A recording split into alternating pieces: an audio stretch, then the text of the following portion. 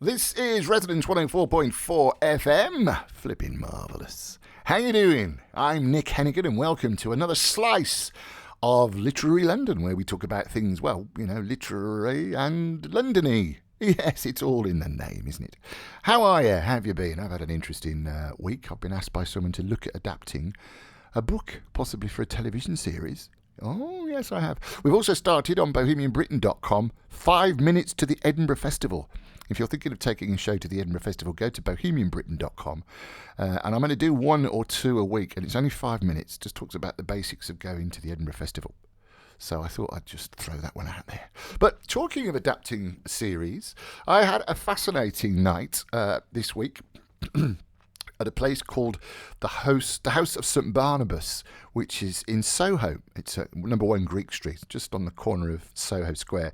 And it's a brilliant place because it's actually a private members club. But it's a private members club that also is a registered charity and does a lot to help, amongst others, homeless people. I think, and I'm not sure if it's anecdotal, but quite a few people who work there have had problems before. And it's a beautiful club. It's a brilliant old place. I think the fact that they've still got the chapel there means that perhaps the reason the club is sort of not-for-profit and a charity as well, of course, is perhaps due to the fact of its formation. But it's a great place, and if you get a chance to go in there, do. They also host art exhibitions, and I think I might actually join as a member. I might have to do it. It's near Trisha's. £5 a year, Trisha's. But anyway, I won't go down that road. Because it was a fantastic night, and I went due to an organisation called the Sandford St Martin Trust. Now, I mentioned that I've been asked to look at a book, a children's book, a coming-of-age book, to turn into a television series. I think it was serendipity, or perhaps God telling me something. And I was at the House of St Barnabas, in the chapel. You're not allowed to take your drinks in. But apart from that, beautiful, beautiful place. And I'll put a picture up on bohemianbritain.com. I took some photos. With Heidi Thomas. Now, the writer Heidi Thomas, you may have heard of her. She is a screenwriter and probably most famous now for adapting the BBC hit Call the Midwife. Call the Midwife has been going for years. It's screened all over the world. And I was quite chuffed to be able to meet Heidi. So chuffed, in fact, I asked a question, which you'll hear later on. I also bumped into Torrin Douglas, which is always a pleasure. Torrin Douglas, ex-BBC correspondent, writes about media, perhaps most famous in West London for being the driving force behind the Chiswick Book Festival, which is going to kick off again in the autumn, and I should be there for that. But I thought what I'd do, I didn't record it, actually they recorded the session with Heidi Thomas. And if you're a writer, she comes out with some brilliant tips. And I found it fascinating. But I thought what I'd do is I'd just play it for you. So I asked the very nice people if they'd send me the audio recording, and they have done. And I'm going to play it in its entirety over this time and probably next time, although you'll be able to hear it all on bohemianbritain.com. And I'll let Anna McAnee, who I think is one of the directors of the Sandford St Martin's Trust, tell you all about the evening we had. Here she is. Hello everyone, welcome. My name is Anna McNamee. I'm a broadcast journalist and I am the Executive Director of the Sandford St Martin Trust, and it is my very great honour to be welcoming you here this evening for a very special media salon. I'm going to tell you a little bit about our guest in a moment. Before that though, we have some bits of business to get through. One of those is to say thank you to the House of St Barnabas, who are lending us this beautiful chapel and allowing us to be here tonight. And the other thing I need to do is tell you a bit about the Sandford St Martin Trust. If you don't already know us or know our work, basically what we are concerned with is promoting a better understanding of religion and belief through broadcasting, television in particular tonight. And we also run an award ceremony. Our guest tonight, in fact, is the winner of one of those awards, which is why we are so lucky to have her here. Now, a Sandford St Martin Media Salon is based on the idea of participation. So I have a load of questions, which I am dying to ask. But I suspect that some of you might have some questions also. And so we will be making time for you to say that. Jess has got a microphone, she'll come and see you. and you can ask a question, make a comment, share an observation, tell us a story. You can do a song and dance if you like. Nobody will mind. Now that all the boring business stuff is done, I hope you'll help me welcome, well, really, I think somebody who is a superwoman of British screenwriting, the creative mind behind the TV adaptations of classic books like Cranford, Little Women, and I Capture the Castle, as well as the original drama Lilies and the reprisal of Upstairs, Downstairs, but also of one of the BBC's most successful TV series ever, Call the Midwife.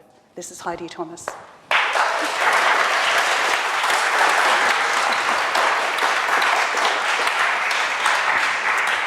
Heidi, thank you very, very much for coming. It's a pleasure.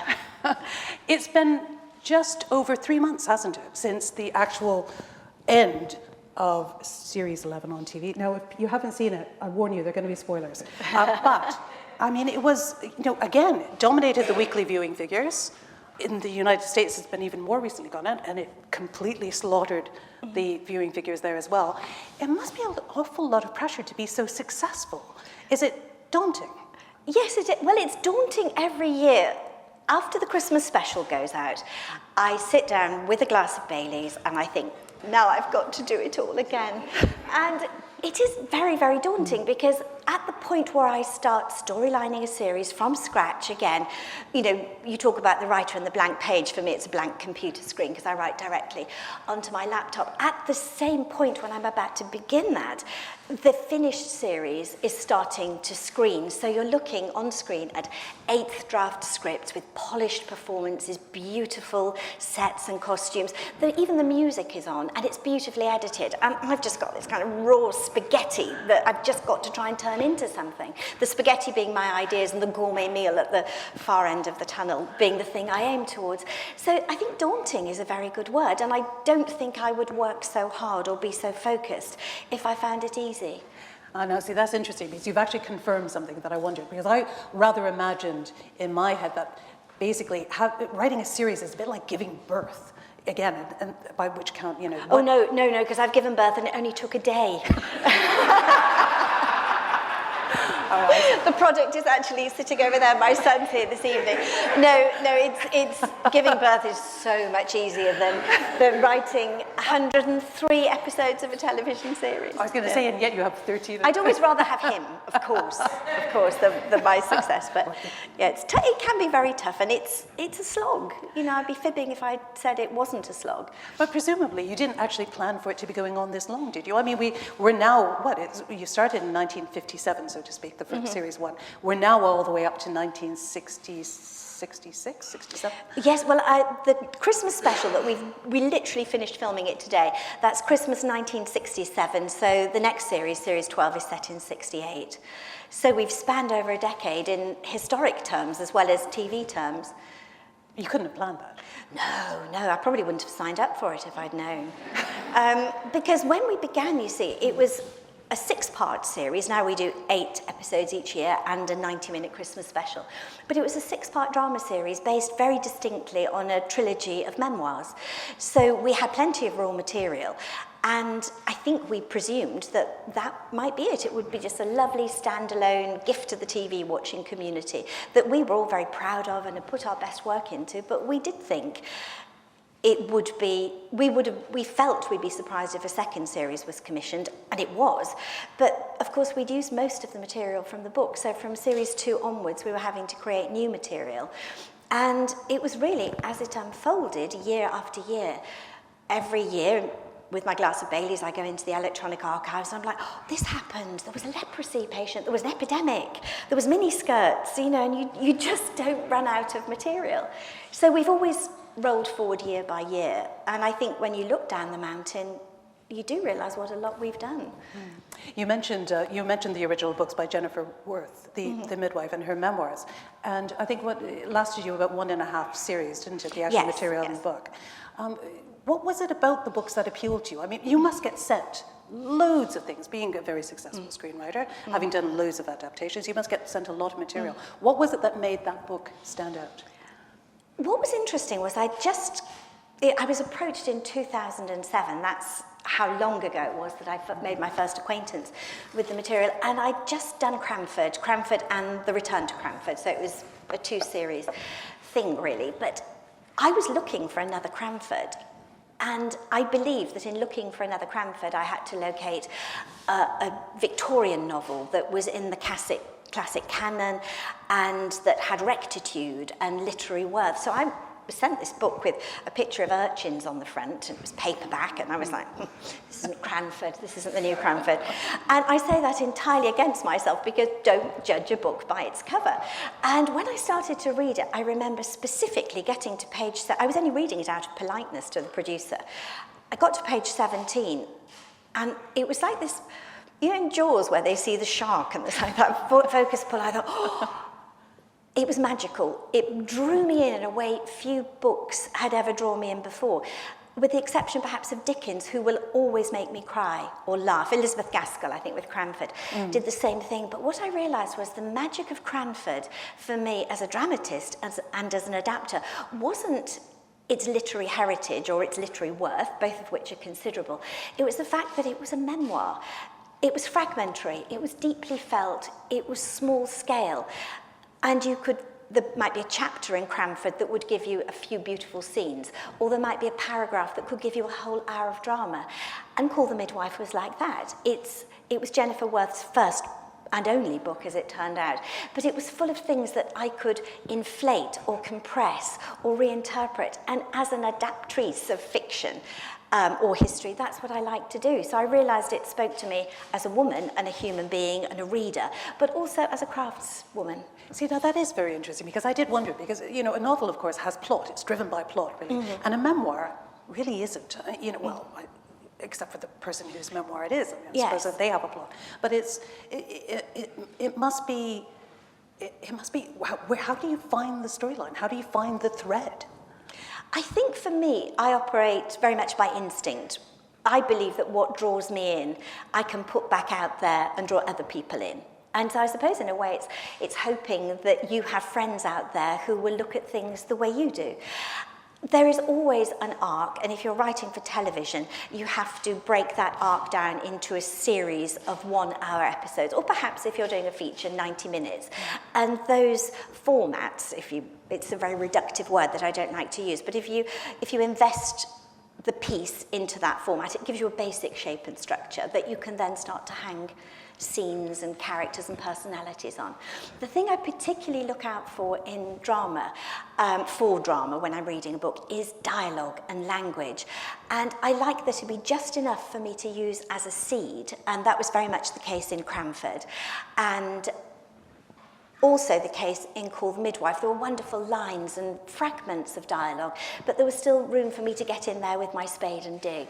So it's about finding that balance. And for every adaptation I've ever taken on, I like to immerse myself in the ephemera of the period, whether that is literal ephemera like magazines and advertisements, or reading the version of the Bible that those characters would have read, which is almost invariably the King James, for the kind of things I adapt. It's interesting about the ephemera, because that is one of the things that I love about watching it, is there are always these tiny, almost throwaway bits. I remember there's one point where Trixie is using they all seem to have to do with Trixie when I think, but she's using a lady shaver. Oh, the Phyllis Lady Shave. Yes, exactly. Yeah. And I remember there being one in the bathroom cupboard when I was growing up.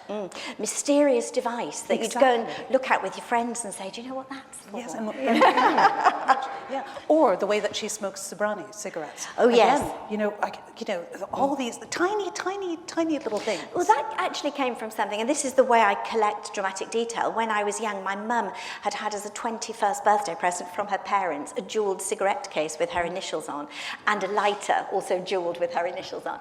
And she said, oh no, and I always match my cigarettes to my frock. I thought, how do you even do that? But you could buy these Sobrani cocktails, and they come in beautiful. They're very. Beautiful. I've never smoked. I have a phobia of silky paper. I've never even touched other than touching a cigarette and recoiling. But they come in beautiful, sort of what you would call sweet pea shades. And my mum wore blues and lilacs, and she always matched her cigarettes to her frock. My mother-in-law did the exact same thing. I mean, she always looked an absolute picture, I have to say. But yes. It was, and I do that now. As I was born in 1962, and as time has gone on in Call the Midwife, I'm using little tidbits from my own life, like in the Christmas special we've just had, and I know people in this room may well understand this. I put a spirograph in. Do you remember spirograph? And I always have to ring the art department and say, can you get hold of a Phyllis Ladyshave or a spirograph? And they said, we've got a spirograph. And Dr. Turner's 3 children are shown a spirograph. They do not know what to do with it. And so you realise there comes a point where it's there entirely for my benefit and yours as well. You'll see the spirograph. The kids are like, what are these strange bits of plastic? Yeah. But I mean, that's just for fun. And I think it's the real bones of the series are actual history, actual, medical developments and things. The rest is just the cherry on the cake, really. So how far ahead do you plan then? I take it year by year, quite literally, partly because I'm just not very well organised. And but I do remember thalidomide, for example. That was series 5, and I'd always wanted to cover thalidomide. I am exactly of the same age as people who were injured by that drug. So I remembered growing up, and again, part of my own experience, I suppose, seeing children with anomalous arms and legs at the swings, at the beach. And I really wanted to delve into that and tell that story. But the fact that thalidomide was causing these anomalies was not discovered until December 1961, so I knew we couldn't cover it until series 5. So that's a fairly rare example of me looking ahead and thinking, if we get as far as series 5, that is what is going to form the backbone of that series. But every year, usually in about December, January, I go into the Wellcome Trust archives and read the medical reports for Poplar, or now Tower Hamlets. They're filed away. They're the driest facts you can possibly imagine. I have a friend, Jess, here, who's an archivist from the National Archive in Kew, and she encourages me in these pursuits. But you can look at these columns of figures, and I'm not a figures person at all, but as you learn to read them, you see, there was a lot of measles that year. Measles undulates without randomly. And then you start to notice there are very few cases of diabetes, but you've got a lot of venous ulcers, which means there's undiagnosed diabetes, and then that will change over time. So I'm thinking, what's happening here that suddenly the venous ulcer cases are going down? Are they discovering the link to diabetes? No, they're setting up independent ulcer clinics. And you get little narrative stories and tidbits as well. So I always go there first, and then that gives me a lot of things which will be specific to that year. Has there been vaccination trials or the beginning of cervical smear testing, for example? And then I go and read the British newspaper archives, which gives me something completely different, which is far from being about medical statistics.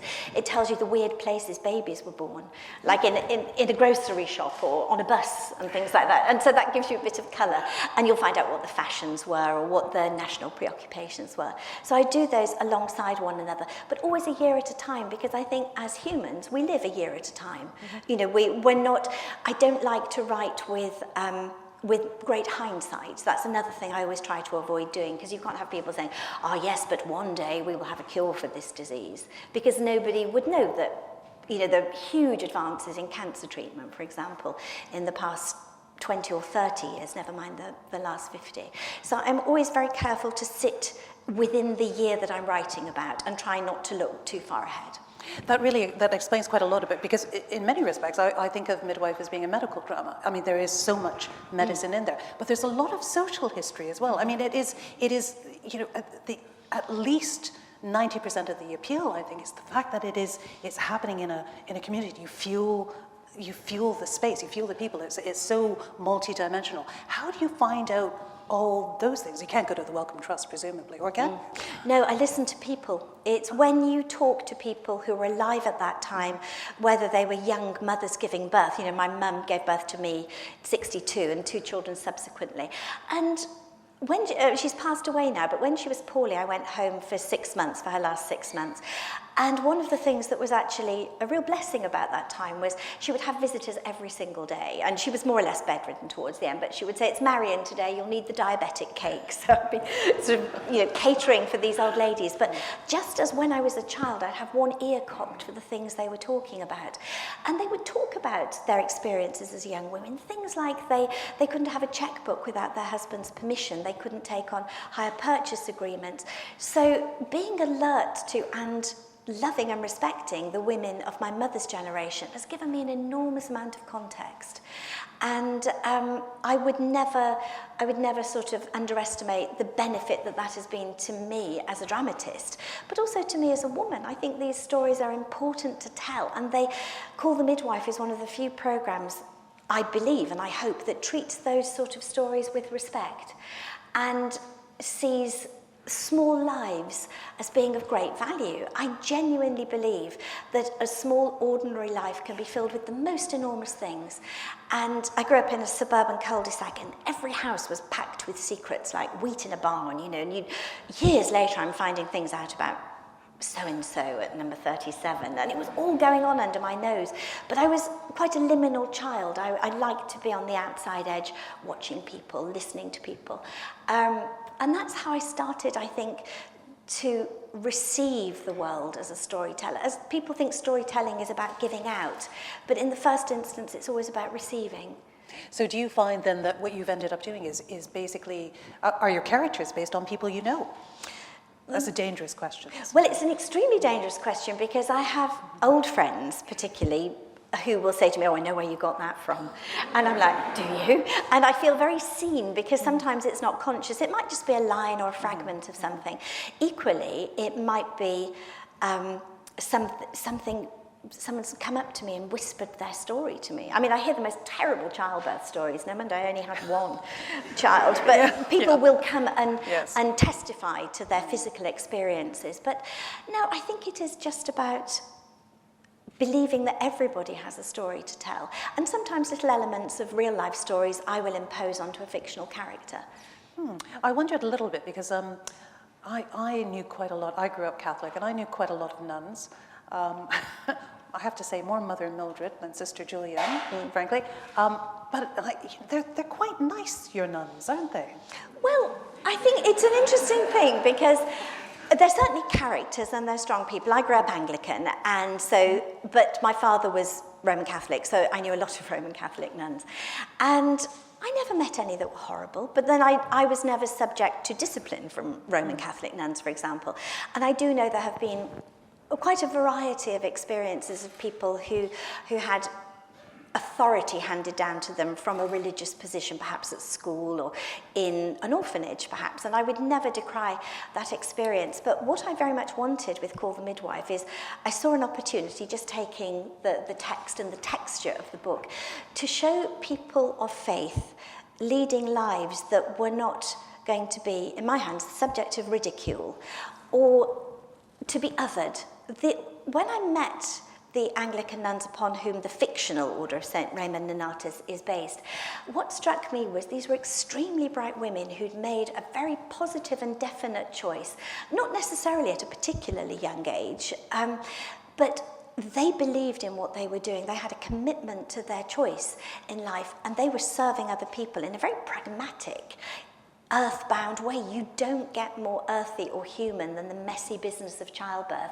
And yet to be fueled in your dedication to that by religious faith, I find admirable and fascinating. And I didn't ever want, yes, my nuns, Monica Joan, Sister Julianne, they can be funny and they can be quirky because people are funny and quirky. But I will never laugh at their faith, because I think there's quite enough of that in broadcast.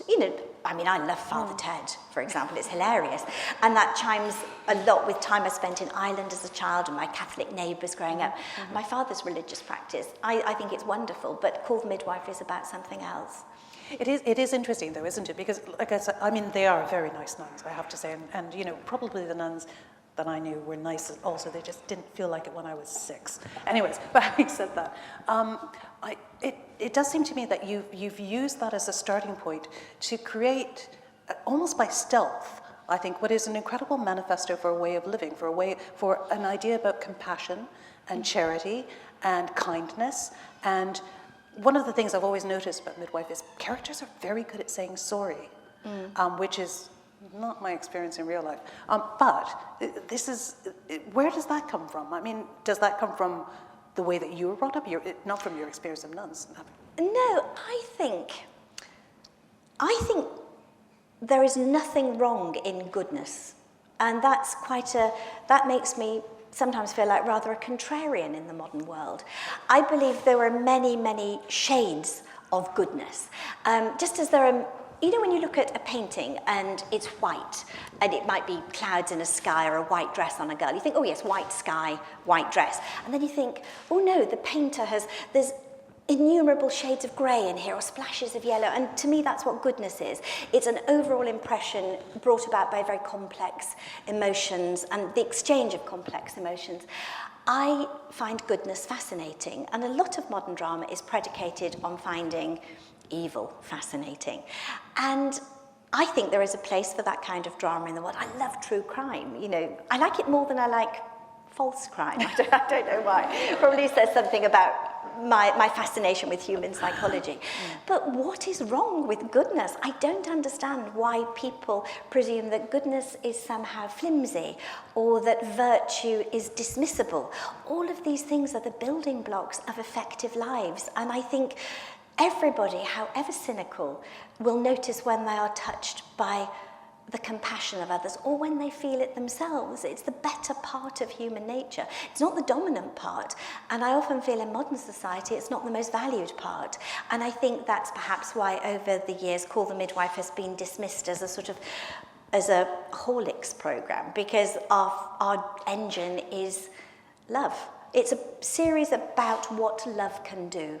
And that's often about what love can do in very unpromising circumstances, or what love can do when challenged, or what love can do when let down. But ultimately, if I'm stuck on a script, I'll always think, from what direction can the love come? How can we emerge from this with a degree of hope? Because we often tell stories that are dark or painful, or where you see people at risk of being lost.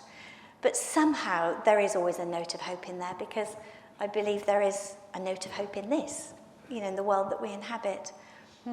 I think it's time to allow some of our audience to give us a bit of love, or give you a bit of love anyways.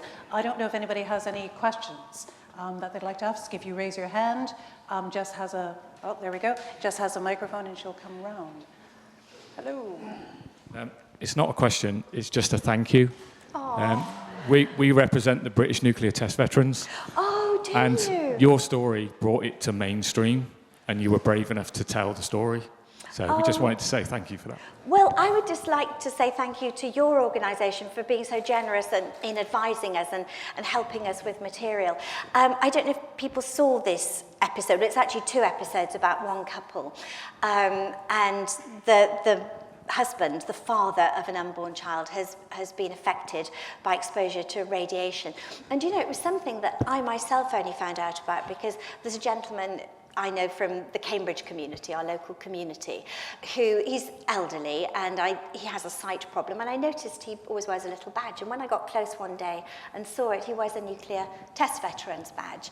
And finding a little bit more out about him, he's suffering greatly from vision problems, and he and his wife were never able to have children together. And that really shocked me, because I was, you know, the way we all have vague peripheral knowledge of 20th century British history, I wasn't aware of how devastating that damage was, and I really felt Call the Midwife is the perfect place to tell this story. So thank you to your community, because once we reached out and asked for more information, we couldn't have asked for better support. So thank you. Fascinating stuff, isn't it? There was another question that I asked, but you'll have to wait till next time to hear that. Oh, what a tease I am. That was Heidi Thomas of, screenwriter Heidi Thomas, probably most famous for Call the Midwife. We were at the house of St Barnabas, Greek Street in Soho, for a Sandford St Martin's Trust media salon. And fascinating it was. And there's more fascinating stuff to come, which I shall play for you next time. There'll be a part 2 of Heidi Thomas, so I hope you'll join me for that. In the meantime, if you've got an event happening, then drop me a line, radio@mavericktheatre.co.uk. It's probably the easiest address, radio@mavericktheatre.co.uk. And I'll see you next time. Hey, keep smiling, kids. I love you all.